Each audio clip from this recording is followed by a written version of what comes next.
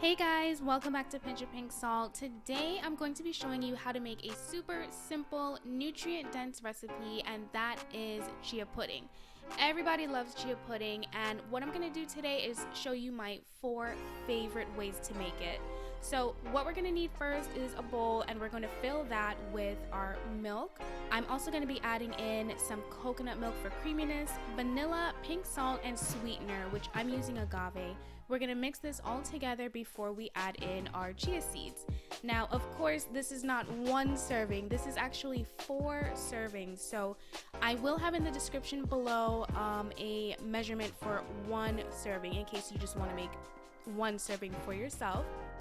And as you can see, I am adding the chia seeds slowly, and I'm whisking in 2 different directions. Now, the reason why I'm doing that is because once the chia seeds hit the liquid, they want to immediately start clumping together, which we do not want. Okay, so make sure you're whisking in 2 different directions, and you're adding your chia seeds slowly. That way we get the texture we're looking for. Once it's well incorporated, we're going to add some plastic wrap on top, and we're going to put this in the fridge for a minimum of 2 hours to get that pudding-like texture. I prefer to put it in my fridge overnight, but 2 hours works as well. Alright, after leaving my pudding in the fridge overnight, this is what I'm looking at, okay? So the texture is really nice, dense, and creamy, and we're just going to break it up and mix it all together. And this is going to be the base for our 4 chia pudding recipes, and I'm going to be starting with chocolate raspberry. So I don't have fresh raspberries. I'm going to be using frozen. I'm going to pop it in the microwave for about 30 seconds, and while that's happening, I am mixing my flavored ingredients. So I'm adding almond milk, cocoa powder, and then I'm going to spoon in 4 tablespoons of my chia pudding base. Alright, and once we have all of that in, we are going to mix this together carefully. We don't want it falling out of the bowl. And once we have it well mixed, now we're going to dress it. So my raspberries are nice and soft, so I'm going to mash them and add it to the top of my chocolate chia pudding. And I'm also going to be adding some soy yogurt. You can use any type of yogurt you have, and that's just going to add some additional creaminess. And then I'm going to add some chocolate shavings to the top, and this is it. This is my chocolate raspberry chia pudding. It is so delicious. I love pairing chocolate and raspberries. I just love that sweet chocolatey flavor with the tart sweet flavor of the raspberries, and that yogurt just adds an extra element of creaminess. It's just so delicious. Alright, on to chia pudding number 2, Pina Colada. So what we're going to be adding is some crushed pineapple, some coconut flakes. This is going to add some nice coconutty flavor and really nice texture. We're going to mix everything together until it's well combined. And I'm also going to be adding an extra ingredient. This is going to add some really sweet flavor, some coconutty flavor and creaminess, and that is my coconut condensed milk. Guys, there is no reason to buy coconut condensed milk unless you're just not feeling like making it. It's literally 2 ingredients, and I have the recipe link above, so if you're interested, definitely click on it.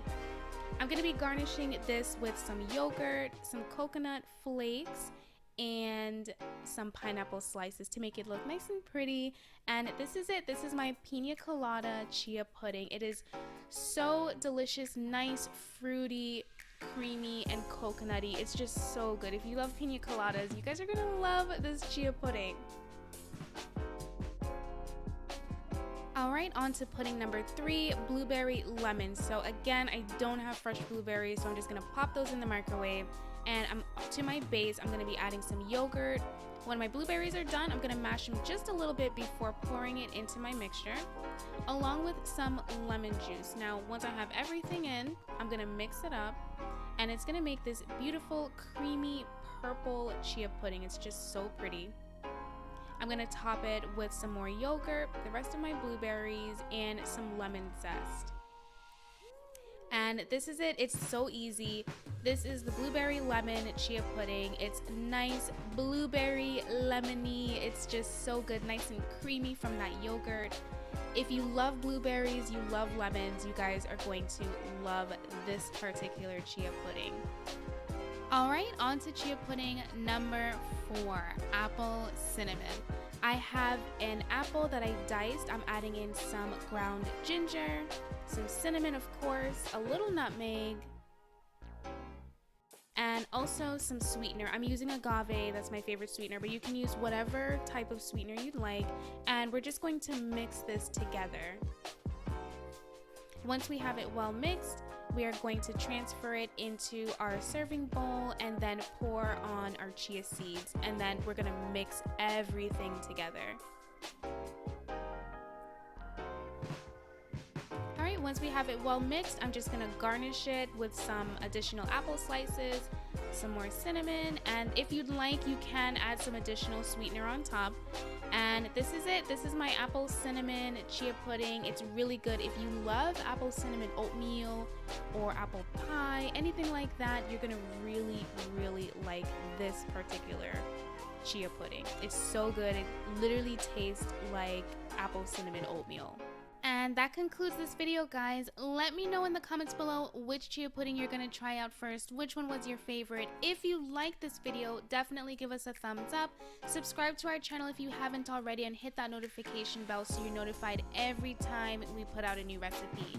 Share this recipe with a friend, and until next time, have a great day, guys. Bye!